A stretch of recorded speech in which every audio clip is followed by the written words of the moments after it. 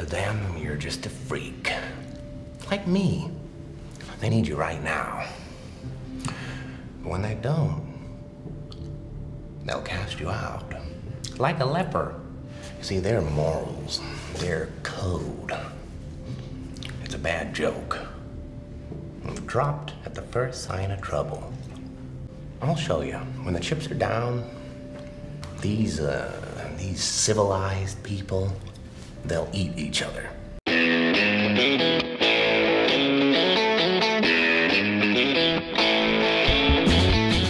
Hello and welcome back to the Cine-Files for part 2 of our exploration of Christopher Nolan's The Dark Knight. We rejoin our conversation right after the Joker has crashed the benefit for Harvey Dent. And then we're back with Bruce and Alfred. And this is like a key scene to the movie where Bruce starts by saying that the mob crossed the line and they started dealing with a man that they don't understand. And Alfred's kind of going, do you understand him? Right. And this is really key. And he says to him, you forced them to adapt. You forced them. Did you not think they were going to come back after you? Did you not think you were going to get a response? Right? And that's an older man talking to a younger man. Because a younger man thinks, I've got all the rights, like I'm fighting for what's right. And when I win, then the fight will be over. But the fight is never over, and an old man knows that. And so an old man knows when they walk into a situation, if I do this, I know what's going to happen. And whereas Bruce and Batman are about just catching evil, destroying evil, Michael Caine, Alfred, is telling him, he said, what did you think was going to happen? They were just going to sit back and relax and let you just beat them? Well, and that you don't really understand this guy, the Joker. Right. You know, that he's a kind of thing that maybe you can't quite fathom. Right. And it's interesting, too. There are a lot of people that, and I don't know how I feel about this, but a lot of people talk about this movie as a metaphor for terrorism, for wars in Iraq and Afghanistan, and how you deal with there's strong some of that men. in there, definitely. I think there's some in here. Yeah. I don't know if I would go that deeply into it, but it's definitely here. Yeah. And the idea of, okay, you just took over this country and, you broke it, you bought it, and what did you expect was going to happen? Right. Like some of that's in here. Is this a scene also where Alfred reveals to him about the guy that they went after in the jungle? ruby the size of a tangerine. One day, I saw a child playing with a ruby the size of a tangerine. The bandit had been throwing them away. So why steal them? Well, because he thought it was good sport, because some men aren't looking for anything logical, like money. They can't be bought, bullied, reasoned, or negotiated with. Some men just want to watch the world burn. This is my favorite scene in the movie. Oh, Nice. wow. Their interaction, because it is an honest interaction between men about a situation. And he says to him, some men just want to watch the world burn. I have never forgotten that line, nor will I ever forget the line, because I think there are some men that are just driven, or people, regardless of gender, who are driven to cause chaos and enjoy the chaos because they have a malevolent, Machiavellian or psychotic streak within them that does not stop them from doing it. And it's incredible when you encounter it. Yeah.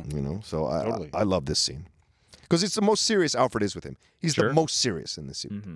I like this as well because it does reveal Alfred in the comic books was a spy. Yeah. He was a soldier, and he was an actor before he became a butler. And I like the idea that this movie shows that history. Yeah. Well, and I mean, this is one of the things is like part of Bruce Wayne's character is this huge confidence that he knows what's best. And he doesn't. Yeah. And this movie, we're going to see some of that because he's now facing someone that's really, I mean, the way that Joker outclasses Batman throughout this film, I mean, he's 12 steps ahead of him the whole time. This is the hidden thing about the Nolan movies. His Batman in every installment is out of his element. Yeah. He is completely playing catch up every single time. Ra's al Ghul has his number, the Joker has his number, and Bane has his number all the time. This is what's interesting about this Batman is he's constantly unable to handle the situation, or he's in over his head. I guess is what I want to say. He's in over his head and has to find a way to climb out. And I think that makes us like him even more because he's such an underdog, and we as humans subconsciously love the underdog. Absolutely.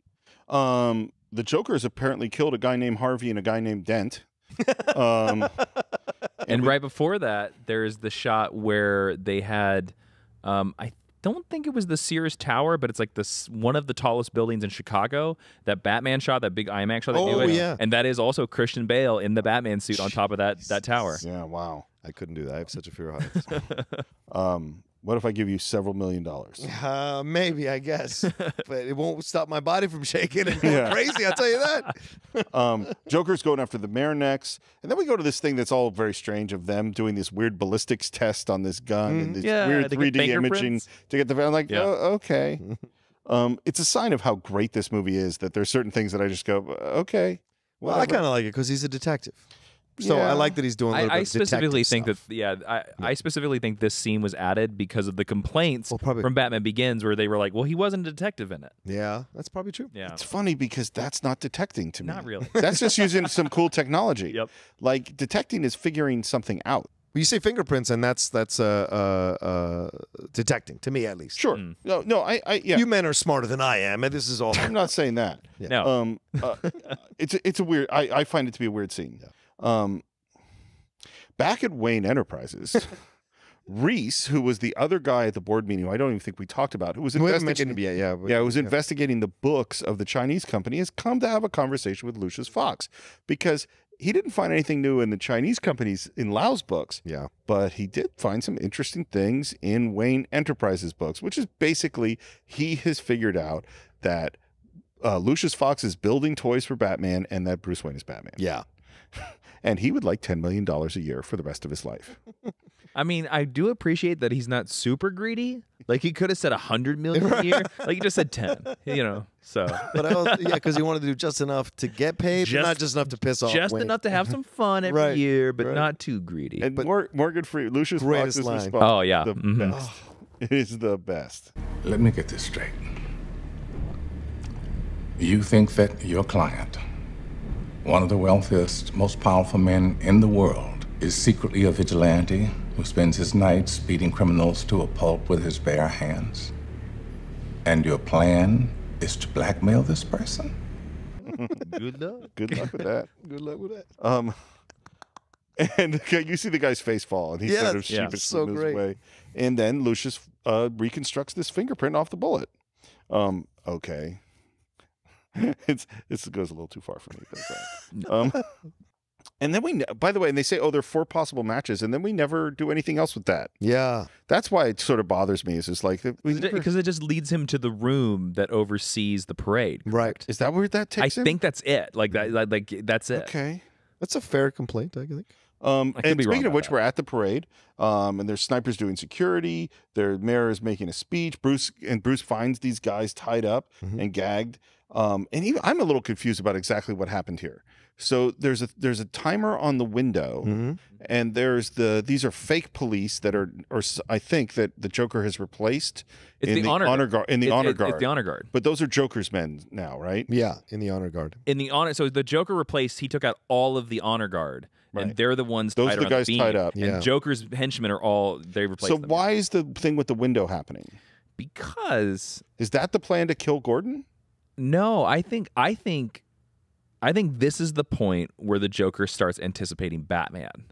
I've always thought this. In my head, I was like, this is the point where the Joker's finally realized, like, oh, he's getting close. Yeah. This is how I get him. Right. But how is he getting? That's why I'm confused. Well, he's standing there when the window goes up and a shot goes out. And the sniper does shoot at that window. Right. It looks like he shoots Gordon. So he's trying to constantly frame him. Wait, I don't know about the frame, but I think this is where is there a sniper there to shoot Batman? Is that the plan? Well, a sniper does see the window blind go, and he fires at the window, and Bruce takes a step back. Yes, right. But that's not the shot that takes out Gordon. Right, because Gordon gets and of course Gordon when the 21 gun salute. Yeah. Right, the 21 gun fires at the mayor. Gordon pushes the mayor out of the way, and then he ends up getting hit. But the blind does happen during the 21 gun salute. Right. Yeah. It's always been kind of like, I know there's a plan here, but it's not crystal clear to me exactly what, because it also goes to what was supposed to happen? Yeah. Was Batman supposed to get shot in the window? And the other thing too is they planned to fake Gordon's death, right? Was this the plan? Because they couldn't know that the Joker was going to take over these marksmen and attempt to shoot the mayor. Those are live bullets. So I don't see in my head. Sorry to interrupt, John. In my head, the only two people that know that Gordon's dead is Gordon, and then the guy that's not Bullock but should be Bullock. Yeah. Because I think he's the first guy that touches Jim after he goes down, and so he would know. Well, and Batman knows. I don't think Batman knows. Oh, you don't think Batman I knows? don't think Batman knows. I don't think they plan to. So you think maybe it was just something happened and Gordon Yes. whispered, "Pretend I'm dead." Yes. Right then. I think Gordon did in quick thinking, because that's James Gordon, in the situation, protected the mayor, got shot, and so he didn't even tell his wife. Remember, he doesn't even tell his wife that they're doing it. So when they make the decision, it's their way of trapping the Joker. That Gordon's been killed.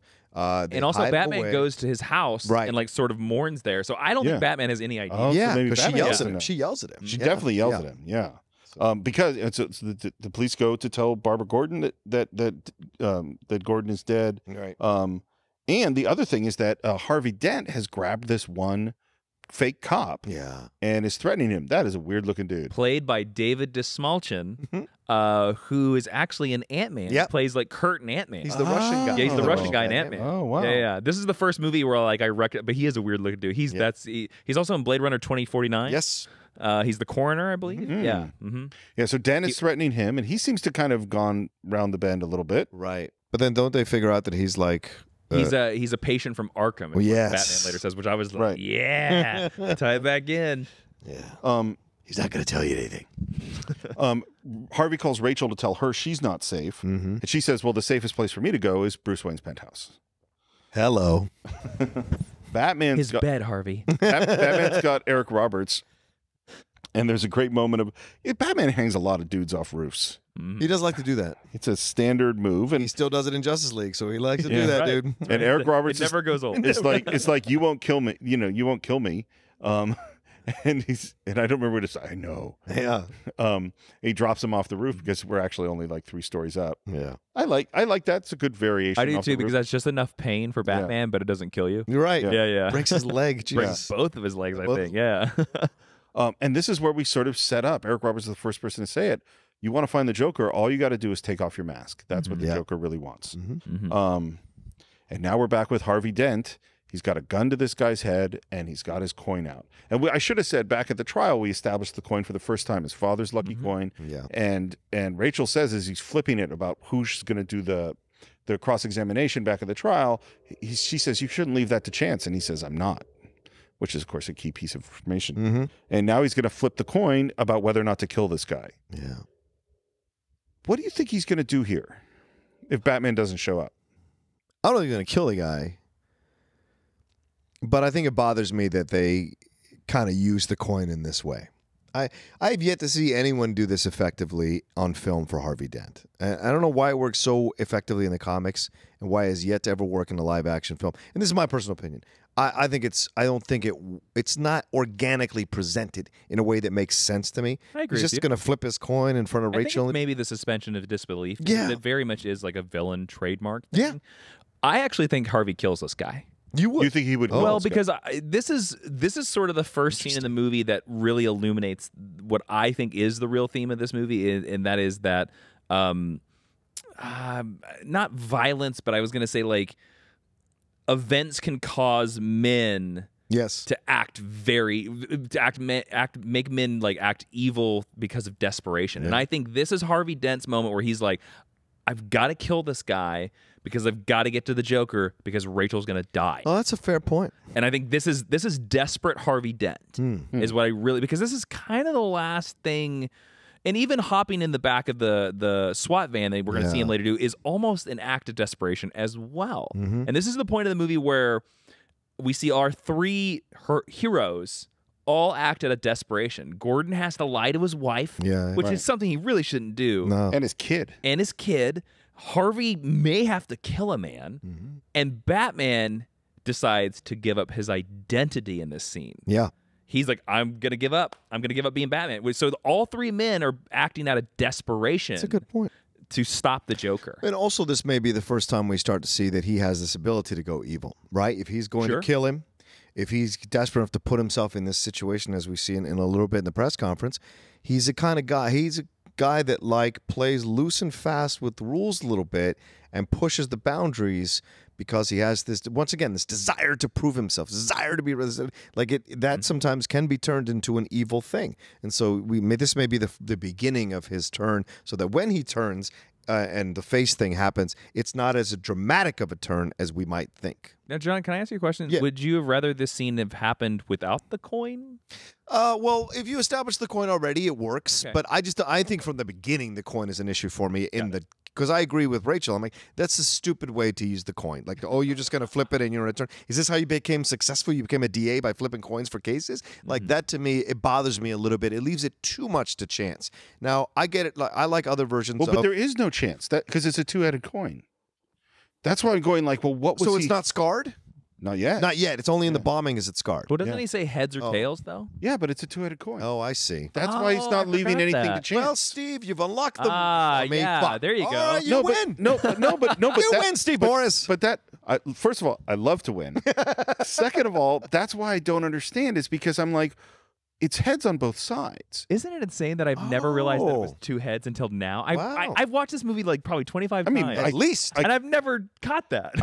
I could be wrong, but I'm no. pretty I sure think you're right. I think you're right. Then I take everything back. I think it works completely. But like if I have to flip a two-headed coin, then I know it's going to be heads. Yeah. Therefore, I'm not threatening you. Right. What am I threatening you with? Right. Because I You know know. what the answer is going to be. I mean, unless you're saying that, okay, tails, I'm going to kill you, and of course, it's never going to come out your tails. Right. But that means I'm never going to kill you. So then I he's do not think going he to kill. never. I do think for this guy, he never flips it. He just shows him one side. No, he does flip Oh, it, he and he does? says, "Let's try it again. Let's see it try it again," or something like that. Interesting. Well, and this is the thing that I'm just so weird. two things I'm confused about because I find this movie confusing. Yes. is one of them we establish a lot all this talk. Do you trust Harvey Dent? Do you trust Harvey Dent? And that Harvey Dent was known as Two-Face when he was at Internal Affairs. Sure. And that therefore they're telling us that this guy is not that trustworthy. But we never see him be not trustworthy. But with Internal Affairs, it's because he turns these cops because he plays friends with them and then gets maybe them to that's what drop it their is. guard and then turns on. So I'm a little confused about his character because and you say, and I think you're correct, that this is this moment where all of them are panicking. I don't see it motivatable that they're all panicking at this moment. I mean, this is Batman and Jim Gordon, both of whom who've been through a lot of shit. And at this point, the Joker has not been that scary. Well, he killed the commissioner and he's killed the judge. Yeah. But Ra's al Ghul and the Scarecrow were going to turn the whole city into fear, and nobody was panicking. I mean, That's a good point. Okay. And in ideas of escalation, I see what you're saying. I mean, we haven't seen, and we hear Eric Roberts say, you got to take your mask off, and that's but we haven't really been convinced that that's going to do anything. Right. And Gordon, faking his own death, it's like, well, to what end? How is this going to help things? And how is killing this? I've got to kill this guy in order to get the Joker. How does killing this guy get the Joker? It doesn't. Or threatening to kill this guy. Well, and maybe if he gets the guy to talk, he can get to the Joker. But that's why I'm kind of going like the in terms of I'm 100% involved in this movie. None of this is me going like this is throwing me out of the film. It's just as I think about it, I go, wait, I don't quite understand. Internal logic kind of breaks down a little bit. bit. But anyway, Batman does show up, and he says this thing, which he said before, is like, You're the symbol of hope I could never be. Your stand against organized crime is the first legitimate ray of light in Gotham in decades. If anyone saw this, everything would be undone. That's also a very selfish line for Batman. That's him Absolutely. being like, I you wanna can't quit." ruin my one chance. I want to quit. I want to go to Aruba, my friend, and you're ruining it. Focus, Harvey. So then we end up back at the penthouse with Rachel, and this is where he says, you said, which we talked about was at the other movie, you said that if I ever stopped doing this, we could be together. Is that still true? And she says, yes.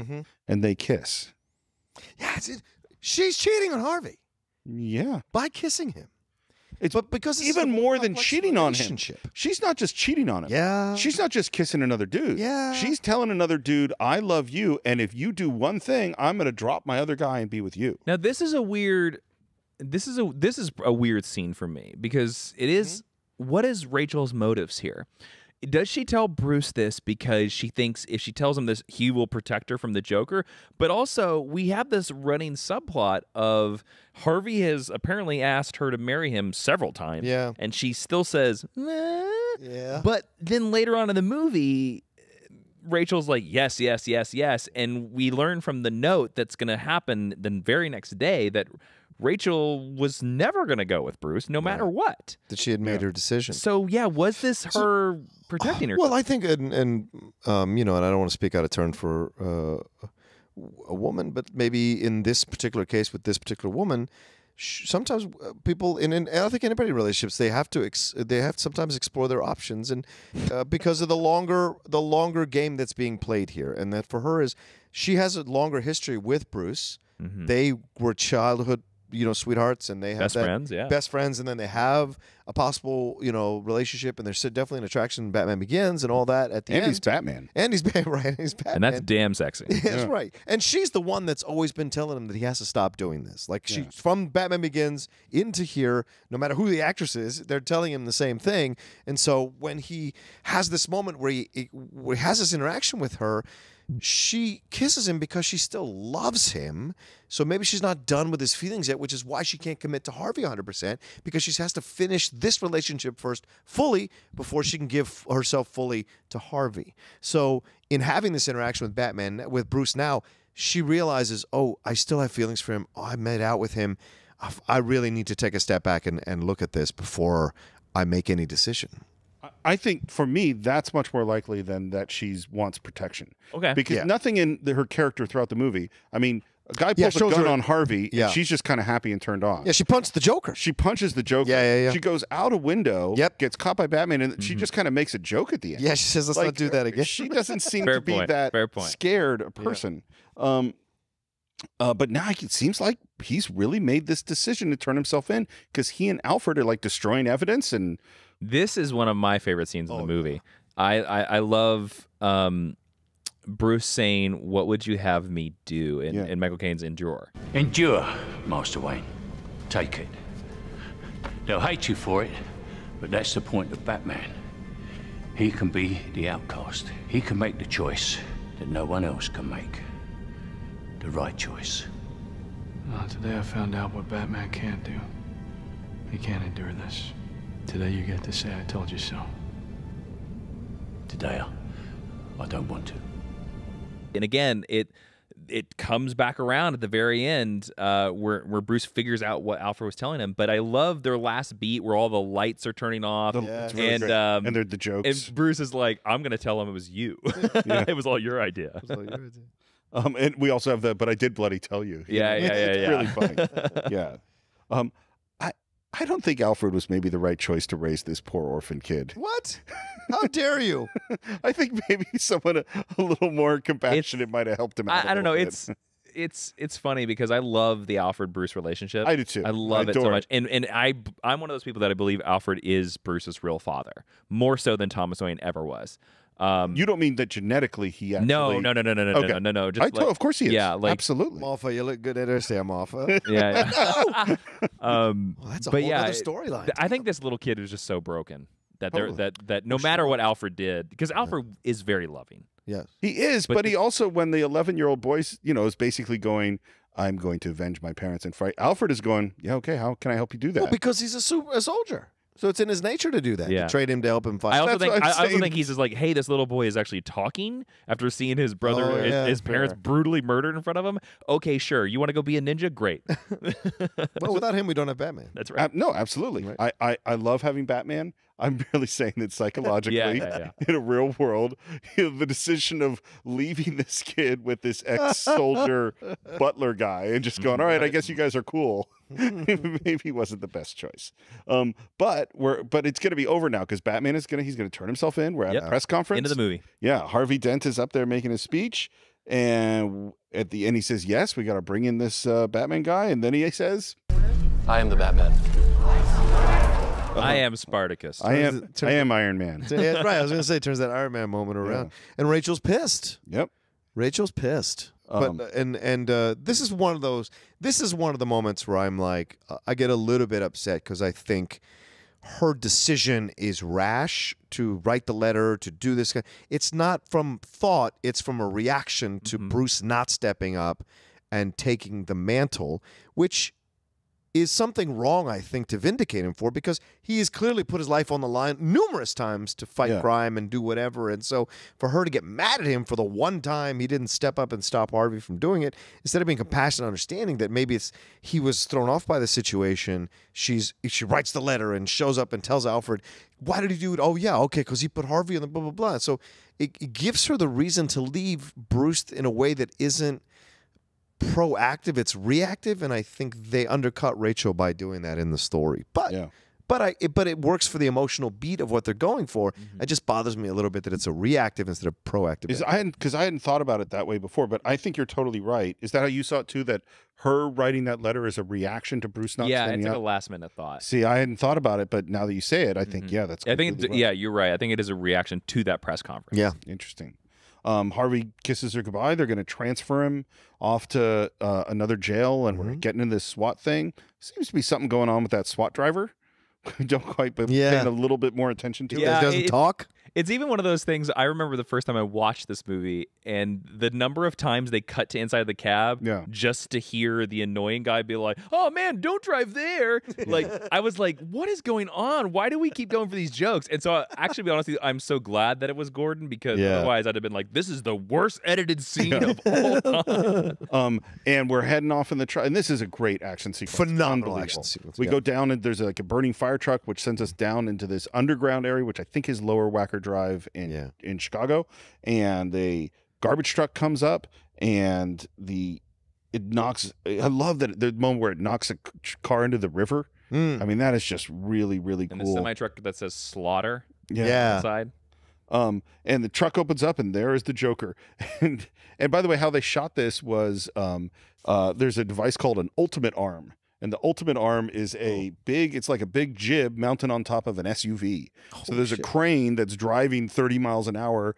And what they're shooting with IMAX cameras, these cameras are $300,000 a piece. There are 4 of them in the world, and they destroyed one of them. Oh my God. In this shoot. All right. Oh my God. So then there are only 3. 300,000. Yeah. Yikes. And there's this moment where they're going to need something a little bigger to get through this SWAT truck. Out comes the bazooka. Yep.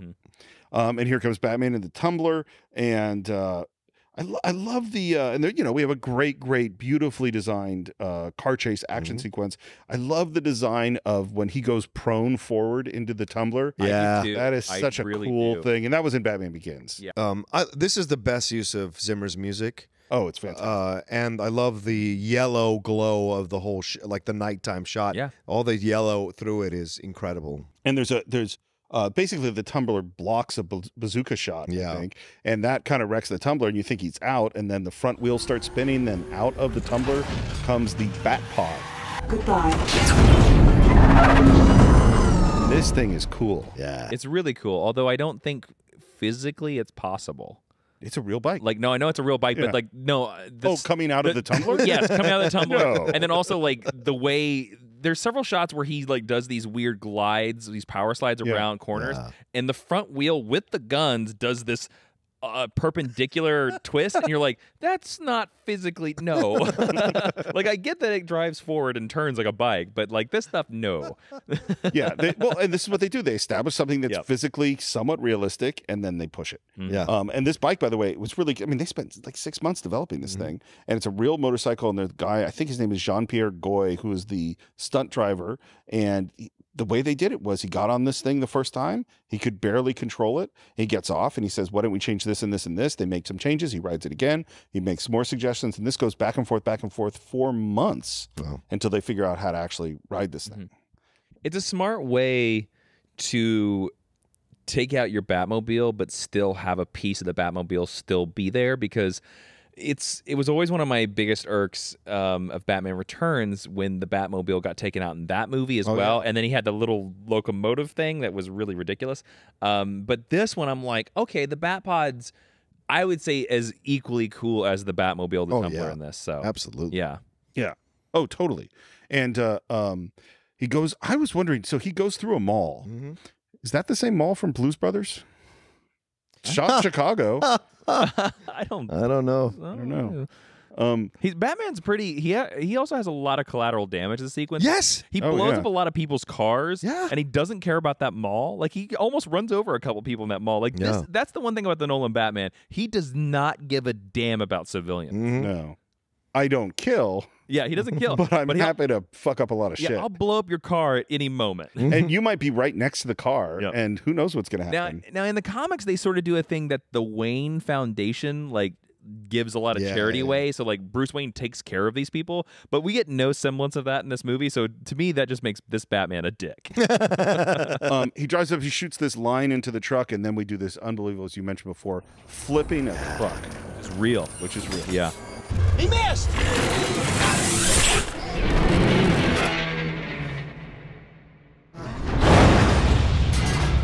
And I love the way the Joker stumbles out of that. Like just the way his body moves. And he stands up there and come on. You know you want to do it. Come on, I want you to do it. I want you to do it. Come on, hit me. Come on, hit me. Come on, hit me. Ah! Hit me. I mean, it's just so great as Batman's coming towards him. It's two suicidal, psychotic motherfuckers coming at each other, right? Batman is nuts, and Joker's nuts. But Joker's a little more nuts because he never moves. They play chicken.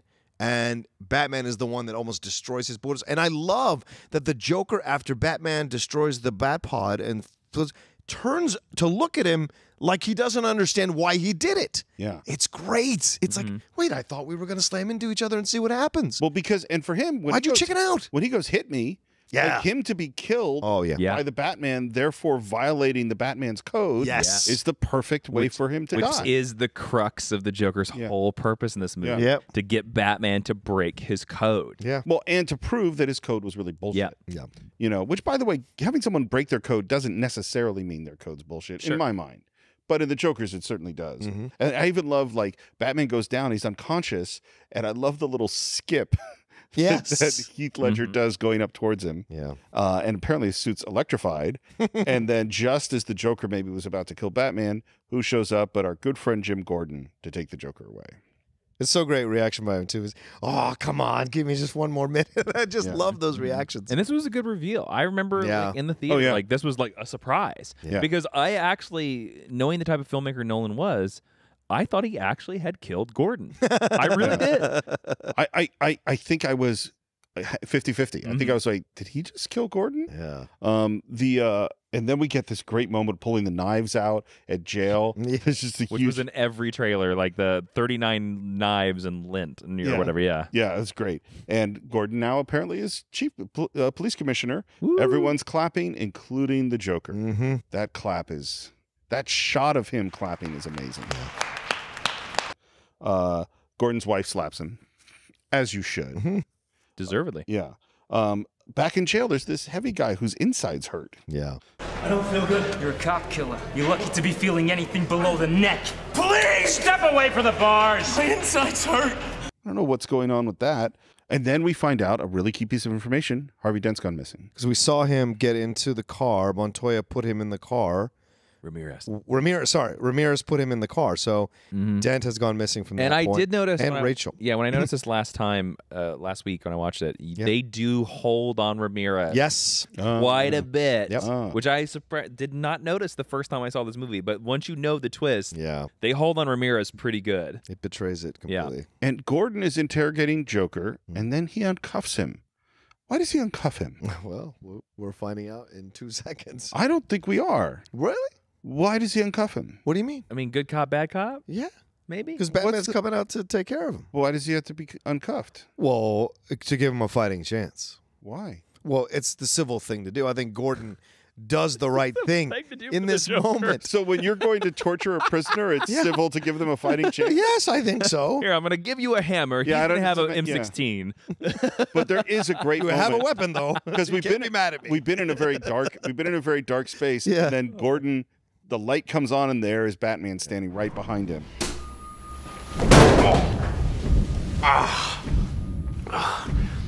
Never start with the head. The victim gets all fuzzy. He can't feel the neck.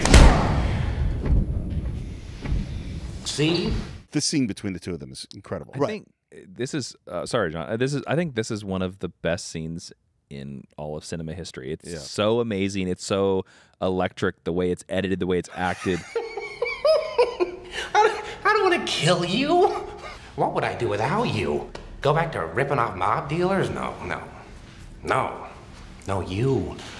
You complete me. You're garbage. You kills for money. Don't talk like one of them. You're not.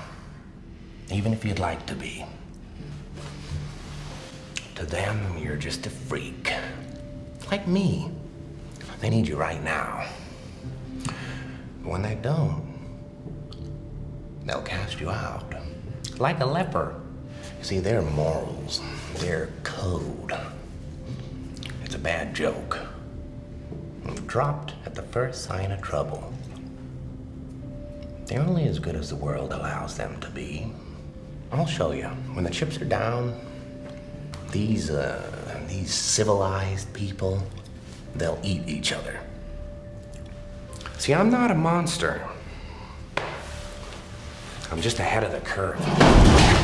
I heard for this scene, Heath Ledger told Christian Bale to hold no punches and told him to actually hit him. Now, I don't know whether they actually let him do that, but I heard that Heath Ledger was like, actually hit me, actually slam me. Wow. And his react, I mean, he is loving it. Oh, God, yeah. I mean, these are two unbelievable actors. I mean, they're two fantastic actors in a superhero movie, you know, and this is something we'd never seen in a superhero movie before. And what they're talking about is some deep, heavy, crazy stuff. Don't talk like them. You're not them. Even though you'd like to be, you're not one of them. Yeah. The world will never go back to the way it was. Yeah, you've changed things. It's because he's fighting on a whole nother level. It's all about his core as a person, who Batman is as a person. He keeps saying, I'm fighting for the soul of Gotham. But Batman is that connection to the soul, and so he needs to, for lack of a better term, he needs to deconstruct Batman completely to leave him twisting in the wind and confused about who he is, because that's how he really commits his crimes. Is he destroys people from the inside out, and you sometimes can't recover from that. Ironically, as Heath Ledger himself maybe didn't recover, and so those kinds of things. So you can recover from a robbery or a beating. But getting fucked up from the inside out, some people don't come back from that. And the reality, which I think is true, is that we all walk around in a very rigid set of constructs about how we're all supposed to live, and that is largely bullshit. You know, like just from everything from driving on one side of the road versus the other, and how you're supposed to talk when you meet people, and how we're supposed to behave, and what we're supposed to do. Everybody buys into it. We all buy into that. This is the way it's supposed to be, and anyone who's gone to another country or dealt with people from another culture realize, oh, it's not. And in order to become Batman, Batman had to step outside the lines on a fundamental way, but he's still in the lines to some degree. And Joker says, you haven't gone, you're a freak. We are outside. We're not part of them at all. Why don't you accept it? You know, don't try to be, you're still trying to be one of them. That's how a cult leader does it, right? You're not like everyone else. You're special. I see your specialness. I'm the only one who does. So you need to come to my side, which is how he recruits these nutty people to do his bidding as well as henchmen. So, and from this point forward, they have the scene goes on, and he freaks out. In a way, Batman does, because Joker reveals to him that not only Harvey is in trouble, but Rachel is in trouble. And that really flips the Batman out, takes that chair, shoves it into the door so that Gordon can't come through it. And this is where Joker reveals to him. He says, I only have one rule, and that's the rule you're going to have to break if you want to save one of them. And that boom. Which is intense. And what's so interesting about the scene is the more Batman tries to create dominance over this other guy by beating the shit out of him, the more Joker is in control. Where are they? Choose between one life or the other. Your friend, the district attorney, or his blushing bride to be.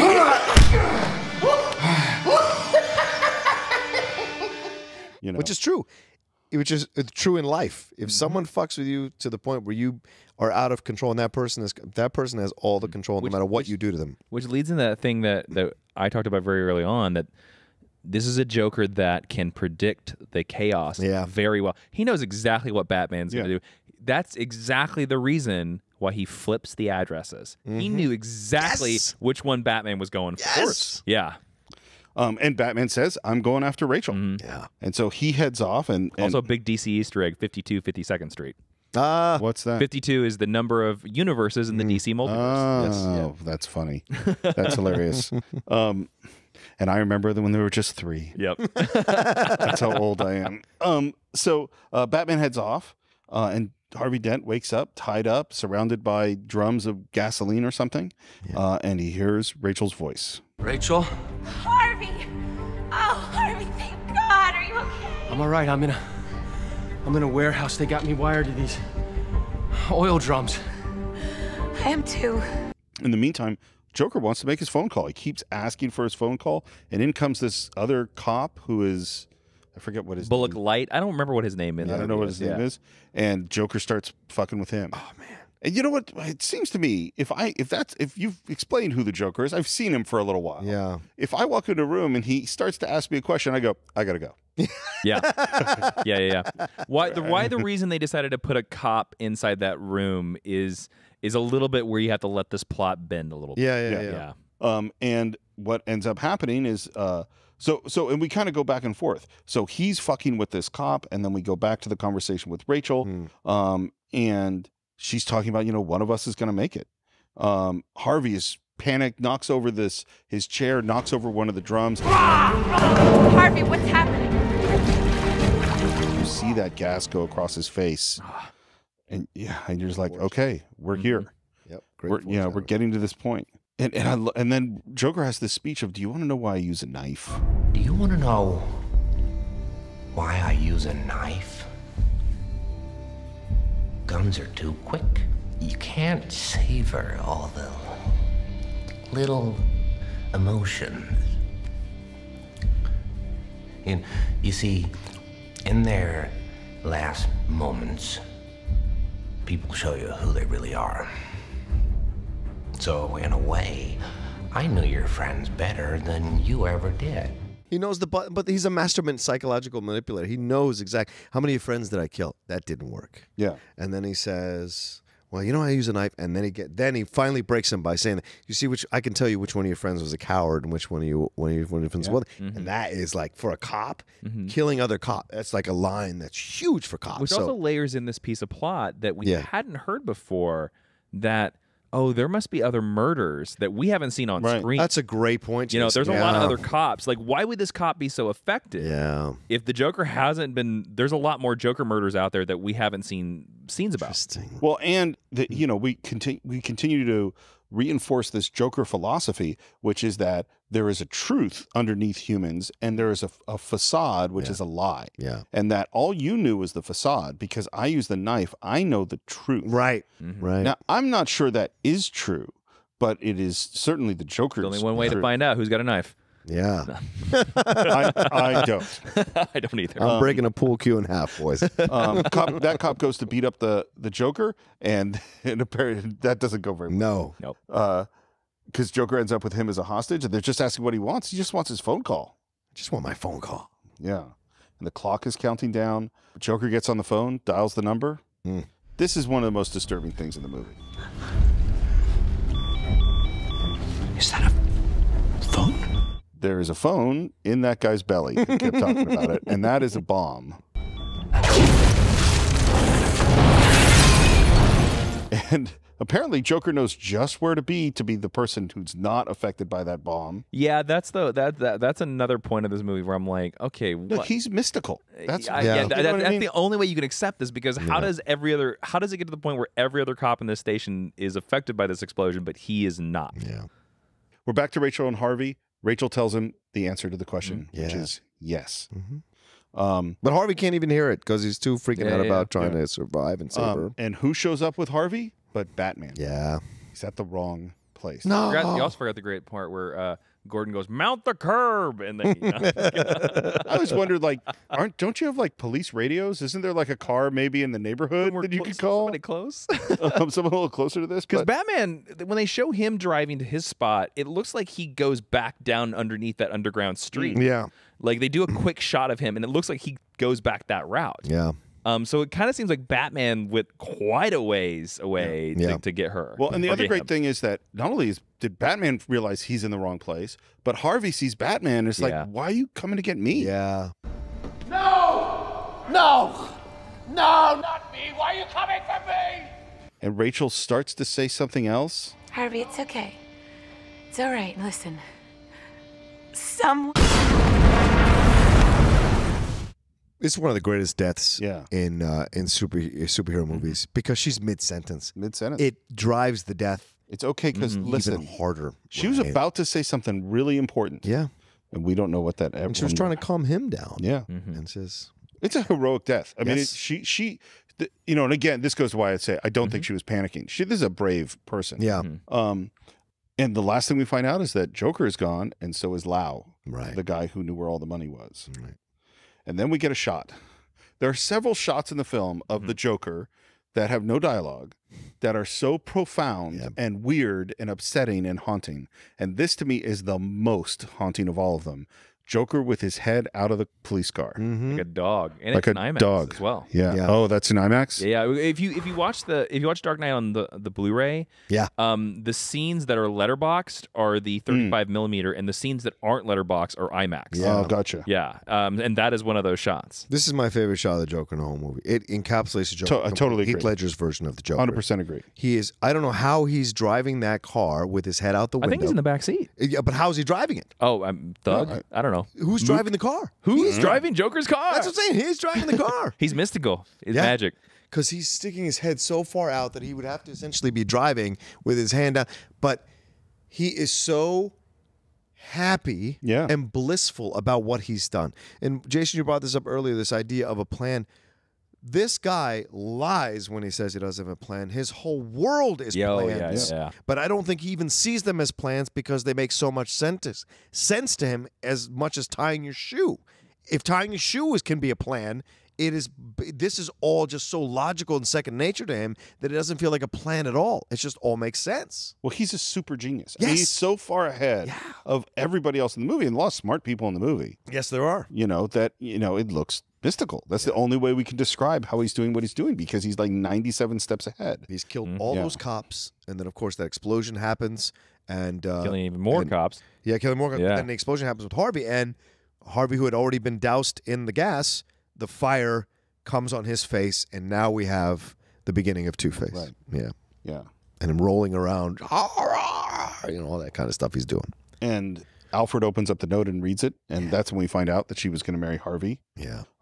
And Alfred brings the note to give to Bruce with breakfast. Bruce is super depressed, staring at the Super- window. super depressed. This is my favorite scene in the movie. Oh. Because this is something that you don't see in comics or really movies. This is a Batman that is he's broken.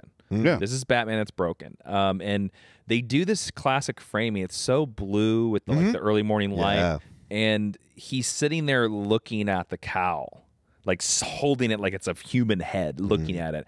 And that's a shot that like so many DC comic book Batman stories have done. And I love that you finally get to see it live action. But the fact that he's basically crying, and that Alfred, of course, protects him, which I love even more. Yeah. Well, how does he protect him? By not giving him the letter. Yeah. Yeah. But only after. And also giving him orange juice. Yes, that's right. But only after having the conversation Yes. with Bruce does he take the letter away. Initially, he's going to give him the Yeah, letter. he's going to give it to him. But he Yeah, takes yeah, it yeah. away. Yeah. Yeah. And then Bruce asks one final question. That bandit in the forest in Burma. Did you catch him? Yes. How? We burned the forest down. That's a heavy, heavy thing to say. Which is also symbolic as hell, knowing where this movie goes. Yeah. Yep. Harvey wakes up. The first thing he sees when he wakes up in the hospital is the coin. He turns the coin over, and that's where we see it's scarred on one side and heads on the other. And we find out through the news, through I think Anthony Michael Hall, our newscaster, he came a long way from the Breakfast Club. I think like the difference between adult Anthony Michael Hall and kid Anthony Michael Hall is like the most of any child actor, Probably. because they're like he's like unrecognizable. He's so unrecognizable. Yeah. And he says that someone tonight is going to reveal the identity of the Batman. And that fucker Reese. Yeah. It's that fucker Reese. Yeah. He's not even going to get $10 million a year out of it. Got that Napoleon complex and little midget. He can't let it go. Gets a book deal. Yeah. And a TV special. In the meantime, Gordon has visited Dent, and this is a really uncomfortable scene. Remember that name you all had for me when I was at Internal Affairs? What was it, Gordon? Harvey. Say it. Say it! Two-Face. Harvey Two-Face. Why should I hide who I am? And we shouldn't say, we haven't even mentioned the name Aaron Eckhart. Right. He is great in this movie. I think this is his best role. I really do. I think this is the best thing he's ever done, because Aaron Eckhart, for me, sometimes signs up to do a lot of crappy movies. Yes, he does. Yeah. And he's great in Thank You for Smoking, but I really think he transcends this part. Like, he really makes it work. Because he was the person when I heard was cast in this part that I was like, really? As Two-Face? I don't know. Yeah, he's great. But he's good. And it's funny, his model for playing Harvey Dent is Bobby Kennedy. Yeah. Which I could totally see. He's the that's crusading lawyer going after the mobsters, and young and idealistic, and I think does great. And crossing lines of morality. And crossing lines of morality. Another thing we got to talk about in this scene is something we really haven't mentioned is the editing of this movie. Because this is the scene where they really... Man, if you notice, every time he starts to turn his head, they cut away. And they build that right amount of tension with those cuts until when they finally reveal it. And I actually think the Two-Face effect looks pretty good. I think it looks fantastic. Yeah. I think it looks great. And it's a digital effect. This is a fully, they had little dots on his face, and this is all done digitally. I think it works great because it is gross and disturbing, and like that eyeball and what's happening with his teeth. Yeah. It gets really gross, especially later when he takes that drink and it drips down his neck. Oh. And I'm just going to mention the name, but we're not going to discuss it at all. But like, compared to Tommy Lee Jones, which is so horrible. Yeah. That's all I will say. All right. And Gordon is trying to be nice. He is trying to say they're sorry. He's trying to help Harvey, and Harvey is not having any of it. I'm sorry, Harvey. No. No, you're not. It's a brutal, brutal scene. Joker has got a mountain of money. Yeah, he does. And the Russian mobster is there, and it's like, what are you going to do with all this money? And he just pours gasoline on it and lights it on fire. And there is that moment, too, when the Joker slides down the pile, and he does it very hard. Yeah. And you just have to be like, this totally proves that Heath Ledger's a crazy person, because there's no way that didn't hurt hell. Yeah. Especially that last bump. It's just paper. It's like piles of paper. It would hurt. We're at the TV show, and we're having a call-in show with Reese, who was about to reveal the identity of Batman, and who calls in but the Joker? And what he has to say is that if Reese isn't dead in 60 minutes, I'm going to blow up a hospital. Yeah. Didn't he want Batman to be revealed? Yes, but not by Reese. It's below him to have Reese be the one that reveals it. Reese is taking away his place. He wants Batman to do it, because if Batman does it, that means Batman's broken. Yeah. Okay. Yeah. That's fair. So Reese is taking away that flan. I'll be damned. Yeah. I worked too hard. Yeah. And now we're really getting into the Joker is exposing people, feels he's exposing people's false morality by forcing them to make this choice, which I don't think it is. I mean, I think, like someone choosing to kill someone to save hundreds of lives, that's not saying you have no morality. Right. That is saying you made a very difficult choice that I'm not saying is the right choice. But, it's like, the trolley mind experiment. Please. It's a classic sort of psychological puzzle. So it is you're standing near some trolley tracks, and there's a family of 4 people standing on the tracks, and the trolley is out of control and speeding towards them. And right next to you is a switch, and you could switch the trolley onto a different set of tracks, saving the 4 people. But there's one person standing on the other track. So in order to save these 4 people, you would have to kill that other person. Do you pull the switch? Yeah, I love that.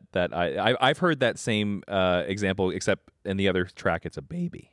Sure, we can make it a baby. Yeah. Do you pull the switch? Yes, I pull the switch. Okay, now here's the secondary problem. Oh, Jesus Christ. You are standing on a bridge Yeah. above the trolley track.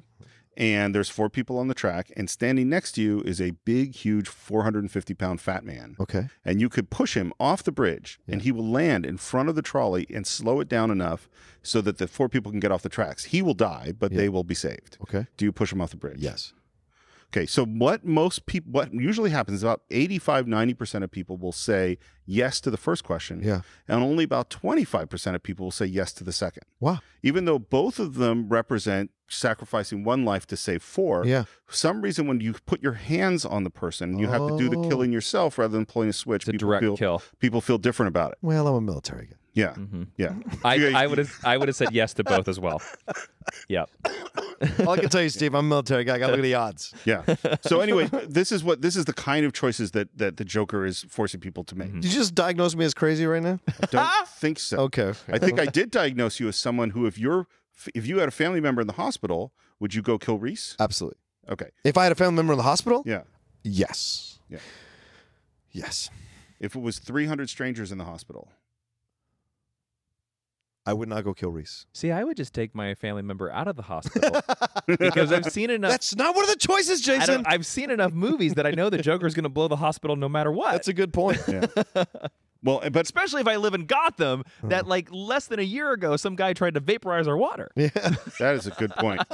Maybe I would have moved out of Gotham. Yeah, I would have left Gotham. That Metropolis is looking so nice. Yep, that's right, man.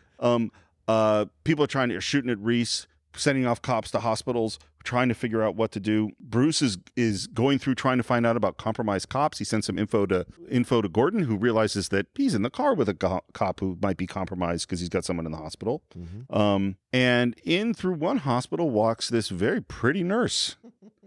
She seems nice. She's like she cares. And Dent looks up, and there is the Joker in a nurse uniform with so great. red hair. And wow. And this is another amazing scene. I mean, this scene is incredible. And of course, Dent wants to kill him. And for some reason, he's in restraints, which I'm not quite sure why. But well, because he's unstable. He's pretty unstable. And this is where we have the scene we talked about from the beginning, is this idea of, I don't have a plan. I'm just like a dog chasing cars. Do I really look like a guy with a plan? You know what I am?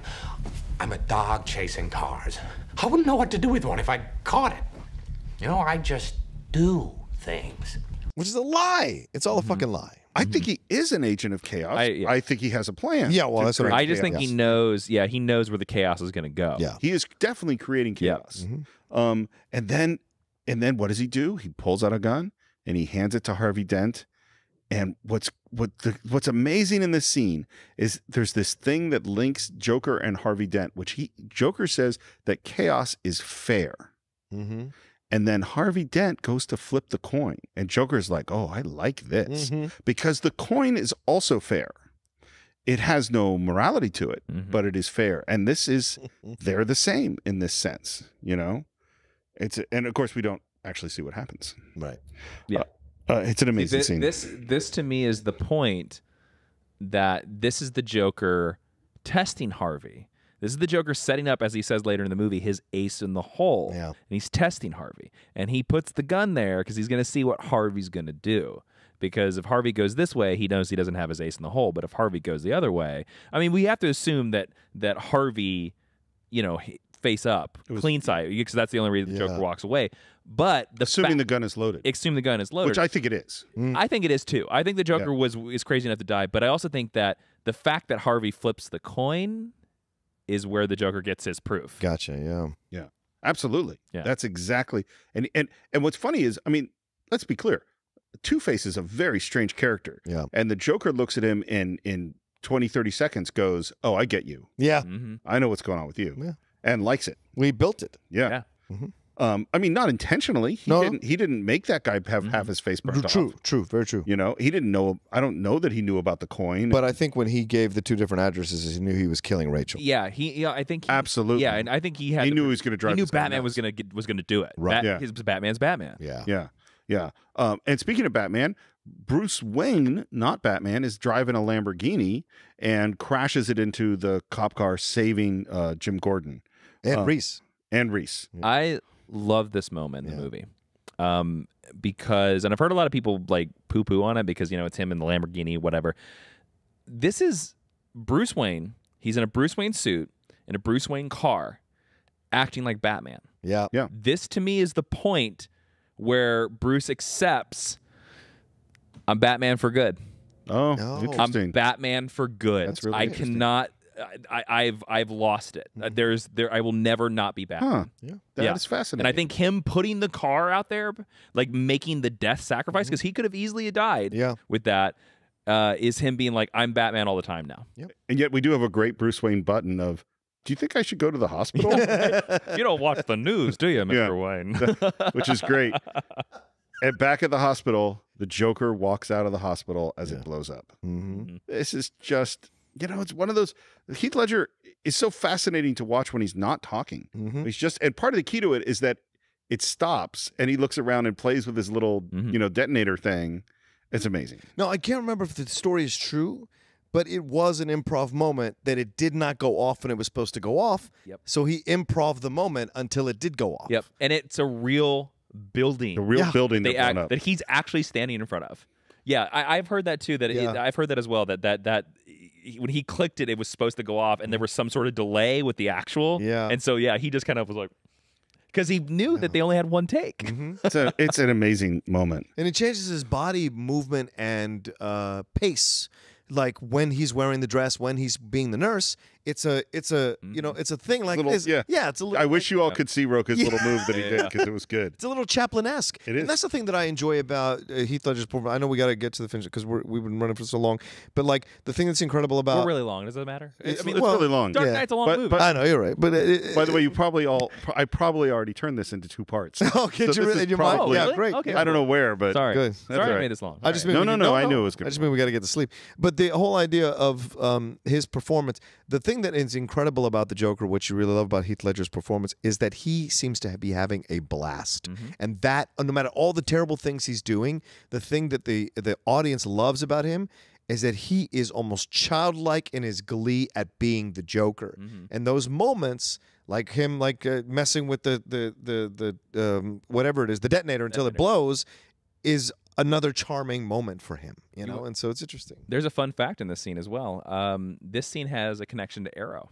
Oh, Echo Kellum, who plays Mr. Terrific, is on the bus. He is one of the extras on the bus. You see him for a split second, and the only reason I know this is because he tweeted about it. Oh, how interesting. So yeah, but he's on that bus as an extra. See there, kids? Yep. You can be an extra and someday be on TV. Yep, and now he's Seriously. Mr. Terrific on Arrow. That's right.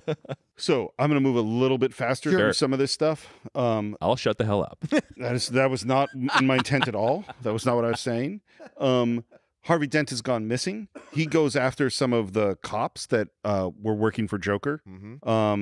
He flips some coins, and you know, with one of them, flips a coin, and then we hear the gunshot. Yeah. So we know who he's turned into, and the Joker is still planning to do continuing to do craziness in the town, and Bruce has this plan of using every single cell phone to turn them all into listening devices and locate the Joker. And Lucius Fox is not into it. He says, this is too far. Right. Again, this is where people talk about homeland security and terrorism and reaction to terrorism and privacy and things like that. Yeah. But he says, this is my last act. Yeah. I'll help you, but this is it. Yeah. And he says, although that doesn't hold true when we see Dark Knight Rises, because he's still working for Enterprise. Because of what he tells him at the end. Yeah, Because of what he allows him to do at the end. He says, put in your name when you're done, which is setting up something. Everyone's trying to get the hell out of town, and including on these 2 ferries.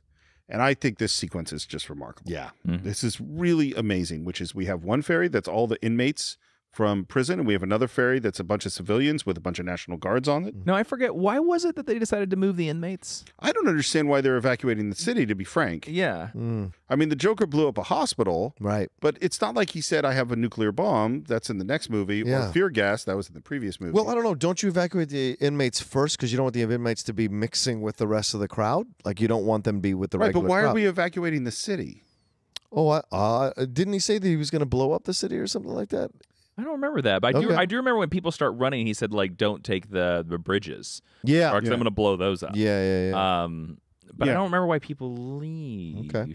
Unless it's the idea that, like, at this point, he's still doing stuff every day until Batman reveals himself, and people are like, we got to get the hell out of here. He's really scary. Yeah. And it's funny. I mean, this is where it's like, this. It's the phrase I use is narrative thrust. Is there's something driving you forward. There's an engine. And the engine in this movie is so powerful, despite the fact there are all these things where you're like going, wait, why are they? Right. And that's where I don't think Christopher Nolan is the best at plot. I agree with you. Know, like he is really good at feeling and visuals and ideas and all this stuff. But sometimes if you really spend too much time thinking about the plot, it kind of falls through a bit. Because he has this. Because everybody leaves the city in every one of his installments. Yeah. Ra's al Ghul, they're all trying he's about to poison the whole city. People might be leaving. Then this one, and then of course Dark Knight Rises as well. Well, climax is all about city goes boom. Yeah. And Dark Knight Rises to me is just a mess. You know, I have no idea what the hell's going on. There's great scenes in it, but it is a mess. Some stuff looks great. Yep. But it lacks this emotional core that this has. And here on this ferry, we're dealing with this idea that Joker is putting out, which is you claim to be moral, but I'm going to put you in a situation and force you to make a choice. And that both ferries stop. We find out there's bombs on the ferries, and not only are there bombs on the ferries, but there's a detonator on each ferry for the other ferry. And if you don't blow up the other ferry by midnight, both of you guys are going to blow up. Right. And those people that are on one ferry know that there are inmates on the other ferry, and then the inmates know that there are regular people, regular citizens on the other ferry. So the stakes are high. Very high. And Two-Face has Ramirez. Yes. And is forcing her to call Barbara Gordon. Oh man! But he flips a coin. She lives. So we know. I think we figured out that the detonator is in this building. There's a bunch of clowns guarding the building. Gordon has snipers set up to shoot those clowns. And Batman shows up. And on one of the ships, we're collecting a vote. On the civilian ship, the National Guard is collecting a vote on what to do.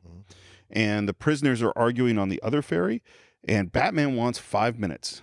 Don't go in for 5 minutes, and they have a bit of an argument, but Batman, of course, ignores Gordon and goes off anyway. Gordon gives him 2. Yeah, he gives him 2 minutes. Batman gets data on the building, he crashes into them, the SWAT team is going down.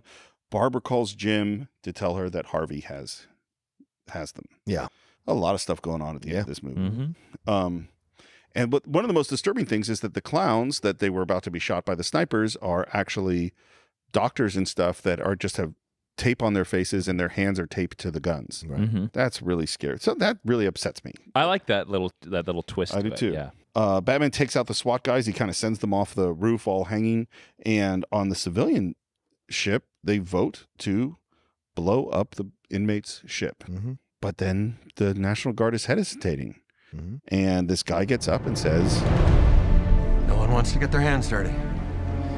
Fine. I'll do it. Those men on that boat, they made their choices. They chose to murder and steal. It doesn't make any sense for us to have to die too." Yeah. This guy's been an asshole through the whole situation. Yeah. But then on the inmate ship, the inverse is happening. Well, we don't know. That's what's sort of fascinating is this big prisoner, and I forget the actor's name. It's Tiny Lister. Zeus. Yeah, Tiny Lister's his name. Yeah, he's in so many movies. He's Tony awesome. Tiny Lister. Yeah. He's great. He's awesome. He goes up and says, "Give it to me. You can tell him I took it by force. Give it to me, and I'll do what you should have did 10 minutes ago." He doesn't say what he's going to do. No. And we assume that he's going to blow up the other ship. Right. And all the other inmates are looking, and the guy kind of backs down and hands it to him. And here's my question. The guy that had the detonator that handed to him, to the warden. Inmate, the warden, what did he want to have happen? I think that's why he took the detonator from him, because the warden was going to be indecisive. Yeah. And I agree. so he took the detonator from him and he throws it out the window. Throws it out the window. Right, which I think is awesome. Amazing. Yeah. It's an amazing that the criminal says, "I'm going to sacrifice all of our lives." Right. And you also got to look around. There are these shots of these other guys watching. Maybe that's not what No, they they're would've pretty done. pissed. Yeah. Well, and I also wonder, maybe the warden was hoping when this guy took it that he was going to blow up the other ship. Yeah, he was hoping the murderer would murder more people. Yeah. And there would be no he'll blood be on his free. hands. Right, exactly. And then we go back to the other ship, and in the end, they don't do it either. The asshole doesn't do it. Yeah. either. So this sort of disproves the Joker's whole point. Right. I Which, when he's having the battle because at this point, him and Batman are battling back on the building, and he looks up because he looks at the clock and he sees it's time for things to blow up. And nothing happens. And Yep, in the battle where Joker only gets to beat Batman because Batman's equipment malfunctions. Which I'm just like, because the Joker cannot physically keep up with Batman. But I love this idea because, again, this is the idea where Batman says that line. He's like, these people just showed you who they really are. Yeah. And this is the one time that Joker can't predict. Well, I think it's I love this interaction between them where he's like, what did you think? That everyone is as broken as you or whatever. And I love that back and forth because finally Batman has the psychological upper hand on the Joker in a way that he hasn't had the entire movie. And it really pisses the Joker off as much as he can be pissed off. Yeah. And Joker's about to blow it up himself. Yeah. And then Batman finally gets him off and gets him, sends him off this building, hanging, as you say, in this unbelievable upside down shot. I love how he laughs all the way down, like just enjoying his own death, and then he gets yanked up. Yeah. He's almost confused by it all. No, that's not what you were supposed to do. Yeah, exactly. Yeah. Yes. And Joker says this line. This might be after he's hanging upside down, that amazing shot where Heath Ledger's actually hanging upside down, where he says, You truly are incorruptible, aren't you?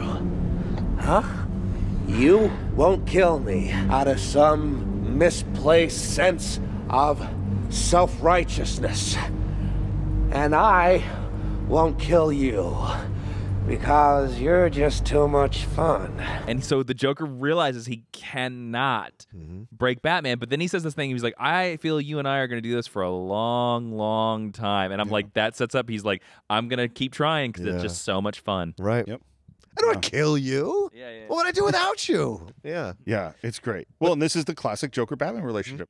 You didn't think I'd risk losing the battle for Gotham's soul in a fistfight with you. Oh, you need an ace in the hole. Mine's Harvey. What did you do? I took Gotham's White Knight and I brought him down to our level. It wasn't hard. See, madness, as you know, is like gravity. All it takes is a little push. And that's where we're going to leave the Joker. Yeah. And it's so sad because they knew enough.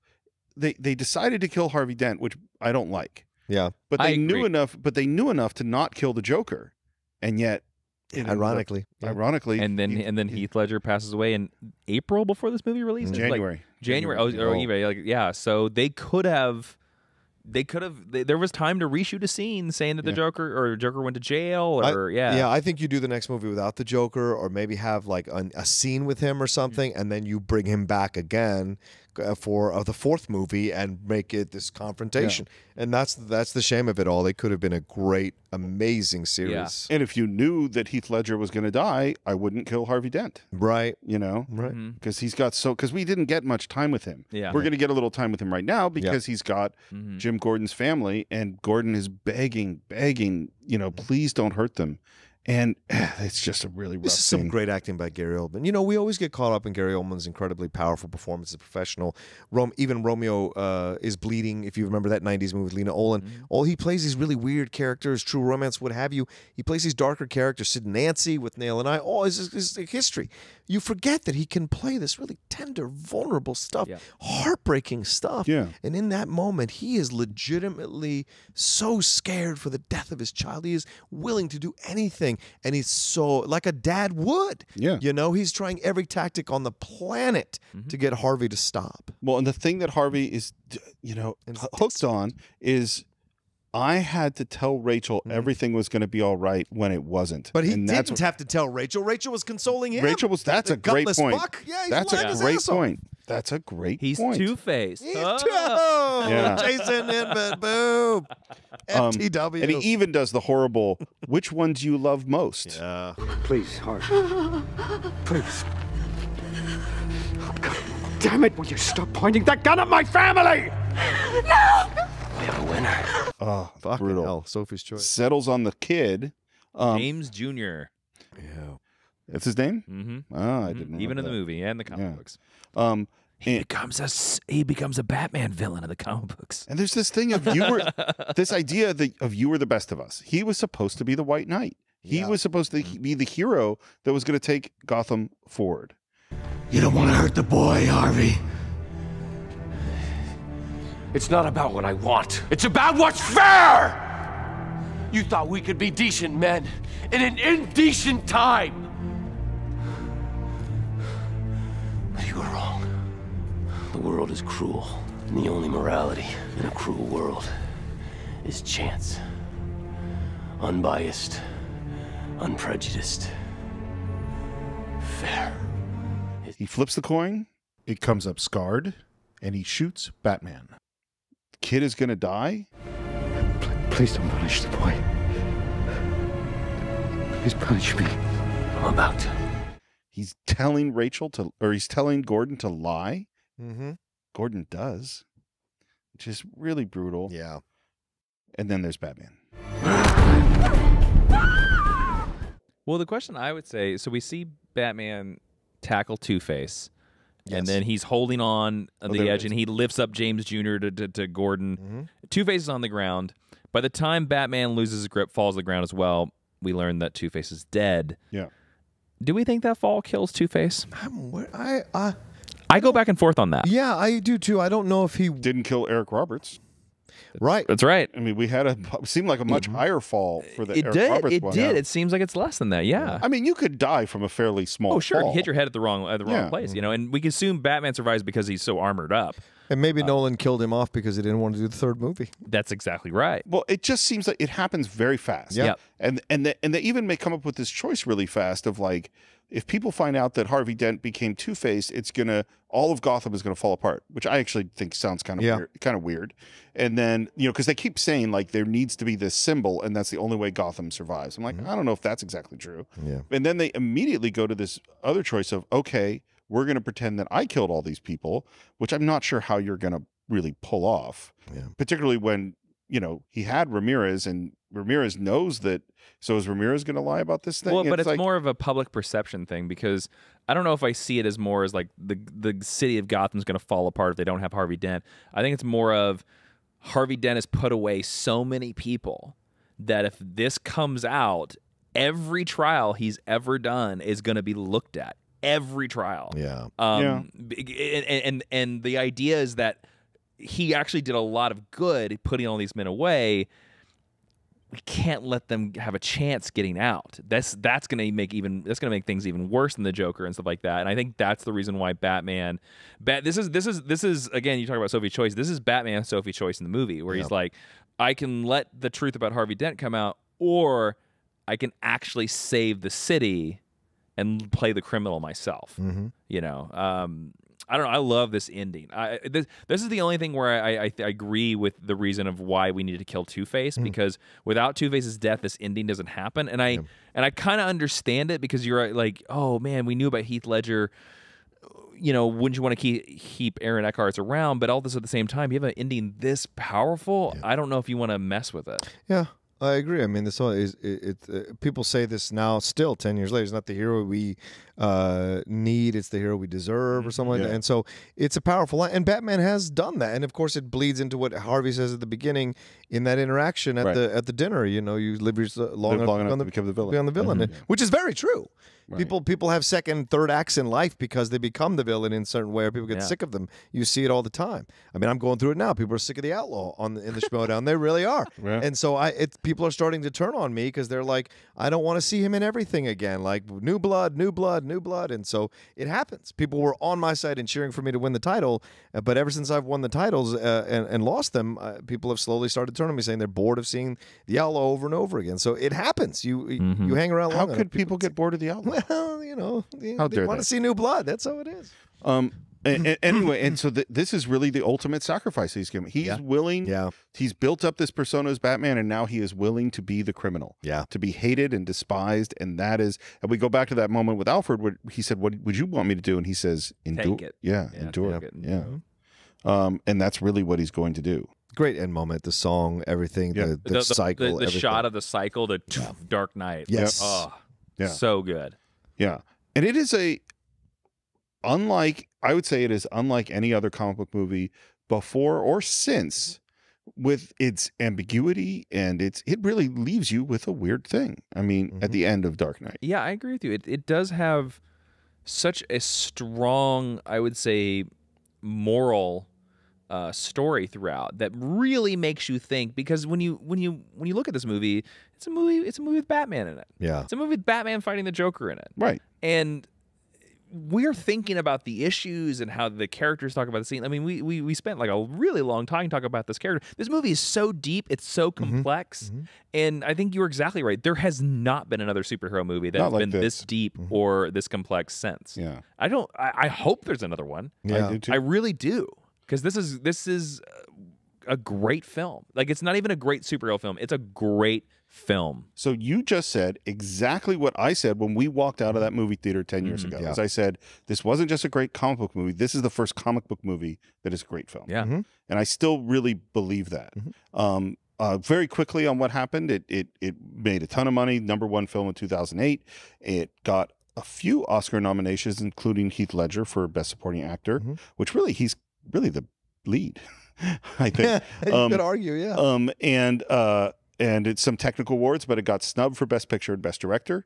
And this is why, many people say this is the movie that created the 10 movie. I mean, to be honest with you, I don't know about you, and I don't even remember what won in 2008, but I remember, this is when I actually still cared about what the Oscars said. I remember thinking Dark Knight should have won it. I think it was Forrest Gump that won. That was 94. Oh, is that 94? But like, see what I'm saying? Yeah, I was sick of the outlook. There was nothing else that came out in 2008. I mean, 2008 is also the year of Iron Man, the first. Oh, Iron yeah, Man, right. Cinematic Universe and Incredible Hulk. But I don't know. I remember thinking Dark Knight should have won Best Picture, and I remember that at the end of that year being like, nothing else affected me, made me think about movies, made me think about acting the way the Dark Knight did. Yeah. Well, and ever since then, now that we've had 10 movies for the nominees, there haven't been any snubs, and everyone's been really happy. Yeah, exactly right. how Of course. Worked great. We just had the Oscars right now. There were no snubs. No right? snubs at all. Everyone was Especially no perfectly superhero happy. snubs. No, Yeah, no, no, very none of important those, none of those. Yeah. Everyone was nominated. See, both of you have your phones. I'm trying who's to gonna come up with it first. Is it No Country for Old Men? It it's winner was 2008. Slumdog Millionaire. Slumdog Millionaire. There's no business beating Dark Knight. No, I'm sorry. Dark Knight's the better movie. Yeah, I totally agree. Yeah. Frost Nixon, Curious Case of Benjamin Button, The Reader, The Milk, and Slumdog Millionaire. I'm sorry. Dark Knight beats every one of those. Every movies. single one Yep. of those. Totally. Every one of those Yeah, movies. we're not talking about any of these movies now. Nope. Yeah. None of Nope. them. Yeah. I think I was a year ahead. Yeah. Yeah. And Sean Penn shouldn't have won for Milk, but that's my opinion. I think we've sort of come to the end. Yeah. And we're ready for some final thoughts on Dark Knight. John, do you have your final thoughts? Yeah, I think Jason hit it on the head, and you said the same thing in 2008, Steve. I think this is what it is. This film, it almost doesn't matter. It's irrelevant that it's a superhero film. It's a great film, period. That's what it's about. And it was #1 in our Collider Top 50. It is generally considered the #1 superhero film by most people, and for so many reasons, because it does placate superhero fans, comic book fans, but it also appeals to cinephiles. It appeals to people who are massive lovers of film. And yes, is it frustrating at times with some of the stories, some of whatever? Yes, but the thing that makes the film so great, and what is the hallmark of great films, is the issues that would normally bother you in a worser film or a lesser film do not bother you at all in a great film, because you enjoy it for its overall effect and power. And I would say it is pop culture zeitgeist film. It is a zeitgeist film. It came at the right time. It was as superhero films were crescendoing with what happened with Batman Begins, what we see here with Iron Man. This is a seminal year for superhero films, both for the DC universe and the Marvel universe. It changes things. Just like Joker says, you've changed things. The film, ironically, using that, does change everything. And I think every superhero film since has used this as a template of how to be as a superhero, how to come close to this as a superhero film. And I agree. I don't think it will take an incredible confluence of events for us ever to come close to a film this good in the superhero genre ever again. Logan is maybe the closest it's ever come. Once again, a film that is almost irrelevant that it's about a superhero. It's about a man's journey, and this film itself is about two people figuring themselves out in this whole journey. It's incredible. How about you? I don't think I can beat John's statement there. It is a cinema masterpiece, and I think calling it a zeitgeist is totally 100% right, because we all know these movies, like when we see them, these pop culture movies, and then they just like take over culture. And Dark Knight was one of them. Superman the movie is one of them. I really think Wonder Woman's going to be one of them. Star Wars is one of them. And it's so impressive that like nowhere during this conversation of us diving really deep into this movie did I get bored, or did I find that any of the points, especially any of the moral issues and the emotions this movie makes us feel, did I feel that they had lessened in 10 years? I think they're still as strong and smack us across the face. And this movie is going to be one of the reasons why I think no matter what you do, you're gonna have a hard time beating Heath Ledger's Joker and even Christian Bale's Batman. Yeah, I like the look of Ben Affleck's Batman, but like, man, the stuff that this Batman does in this movie is so amazing that like it's gonna be a hard journey. And to be honest with you, it's funny. My biggest conclusion with this movie is that I'm just kind of sad that in 10 years, with the exception of Logan, Logan does get really close. It does. No superhero movie has beat this, because this to me is the golden age superhero movie that's like, this is how they should all be done. Yeah. And 10 years later, we haven't come anywhere close. And so this is an amazing movie, and I really, really hope that somebody beats this movie, a superhero movie, in my lifetime. It's funny. My thoughts are sort of kind of between yours. Or Sure. Is that for me? It is no question that it's a seminal film, and it's no question that it hits the zeitgeist at this certain moment. But I think two things happen. One is you have the Marvel universe. Like, it's funny. Like a lot of seminal films, it actually doesn't really get imitated, because you have the Marvel universe that doesn't go in this direction at all. I mean, they're a totally different style. And then you have the DC universe, where I think they are trying to do this. Well, they tried. And they Man of really Steel is trying to do this. Yeah, Man of Steel, definitely. But for the most part, they don't just come up like, oh, we're not quite as good as the greatest comic book movie ever made. That's to be expected. Yeah. But they really miss in a major way for the most part, despite the fact that they're extremely talented people, including Christopher Nolan, involved in the making of them. Yeah. And so it's one of these movies, and I think the thing about it is that people tend to look at, when they want to imitate something, they look at the surface and they imitate its surface. And this comes from Understanding Comics, Scott McCloud, which is one of the great books on Everyone art should of read all that book. time. Yeah, read it. By the way, they're just right now as a 99% Invisible interviewing him, which is really, really good if you want to listen to that podcast. But anyway, you look at the surface and they go, oh, it's dark, it's violent, and it's these kinds of things. Let's do those kinds of things. But that's not what makes this movie No. Yeah, exactly. And or even you look at this intricate, totally confusing plot and go, let's do that. And it's like, no, that's not what's making this good. What's making this good is this emotional experience of the Joker. And that is impossible to replicate, and you will fail in your attempt, and that, so like all great films, I think this stands alone. That is, and I agree with you. I think it always will. Yeah. Yeah. It is, and his Joker is the Michael Myers of. It is that kind of correlate, like this idea that comes out of this person. This thing comes out of nowhere, is almost mystical, and we don't know what happens at the end to this creature. Yeah, I think he's one of the scariest creatures ever in film. Absolutely, with Hannibal Lecter and the shark in Jaws and the alien, and and Darth Vader. Yeah, This version of the Joker will definitely stay there for I think a long time, probably forever. I think so too. Yeah, and I will say one thing. I want to add one last thing. This film is one of those rare films that are the greatest of its genre, and also a film that holds up to repeated viewing, which is something you can almost like, it's like crack. You can see it. There are certain films where you can pick up at any point, and the second you flip on it, you're like, oh God, I'm going to be here for the next half an hour. It grabs you every single time, especially if you start with that interrogation scene, you are in for the rest of the movie. It's just the way it is. It's that rare, great movie that does that. Yeah, absolutely. So that is what we think of The Dark Knight. Of course, we always want to hear what you think. Please visit us on our Facebook page at Search for the Cine-Files. You can subscribe to us on iTunes, Stitcher, TuneIn, YouTube. Leave us some comments on YouTube. Leave us reviews on iTunes. They're really, really helpful. Seriously, that's how people are going to find the show, is through your reviews. If you want to pick a movie, you can go to our Patreon page, patreon.com/the Cine-Files, and you can first of all, there's a lot of great stuff there, including conversations with John and I, audio files that are exclusive to Patreon, and if you pledge the right amount of money, you can pick a movie we do on the Cine-Files. That's right. If you want to buy The Dark Knight, maybe you should do it on our website, cinephiles.net.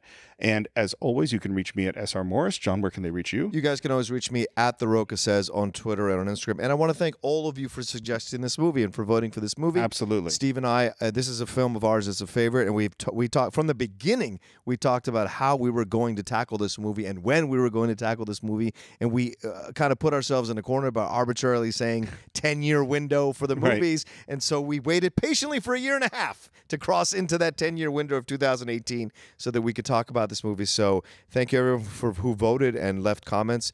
And I hope you enjoyed this one-part or two-part podcast, depending on how Steve cuts it, and really enjoyed this interaction. And I want to thank Jason Inman for taking the time to stop by. Jason's a busy guy, a lot going on, comic books. He's writing.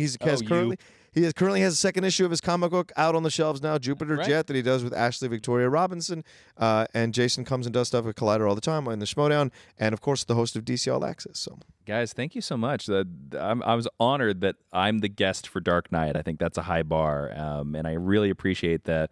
I don't think you waited a year and a half for The Dark Knight. I think you waited a year and a half from me. There it is. Boom. I'm sorry I made this episode so damn long, but you can follow me on Twitter at Jawin, Jawiin, and yes, I am a comic book writer now. Yay! Where can they get Jupiter Jet. You can find it at your local comic book store, and also you can find it on Comixology if you want to read comics digitally. The third issue comes out, I believe, February 28th. Hopefully that won't date your podcast. But yeah, it's all over the internet, and it's a fun time, and go check it out. That's fantastic. Everyone go get it right now. Yes. All right, and I think that's it for this week. We will see you next time on the Cine-Files.